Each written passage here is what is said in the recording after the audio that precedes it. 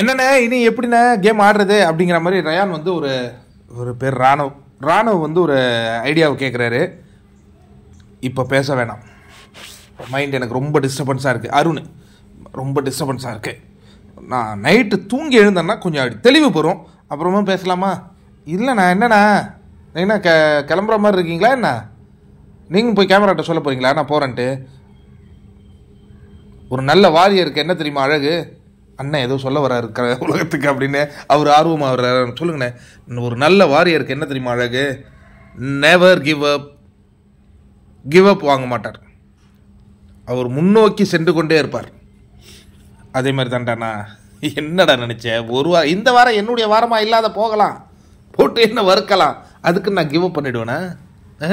ஆனால் விஷால்கிட்ட சொல்லிகிட்டு இருந்தாரு அருண், ஐயோ போதுண்டா வச்சு நான் இதோட போகிறேன்னு சொல்லிட்டு. அதுக்கப்புறம் சேதுபதி வந்து அட்வைஸ் பண்ணார், அது பார்த்தோம். ஆனால் இவர்கிட்ட என்ன சொல்கிறாருன்னா never give up, ever give அப். இது ஒரு படத்தினுடைய டைலாக்கியா இதுவும்? எந்த படம்? அஜித்தோட படம். நெவர் எவர் கிவ் அப். வலிமை இல்லை, அஜித்தினோட படம் ஒன்று. விவேகம் படத்தில் வர டைலாக் தான். ஆனால் அருண் அந்த சினிமா திரைப்படங்களுடைய டைலாக்லாம் நல்லா ஞாபகம் வச்சு நல்லா சொல்லுவாப்புல. சரி, அப்புறம் என்ன சொல்கிறாருன்னா இதான் never give up, ever give, நான் கிவ் அப் பண்ண மாட்டேன்.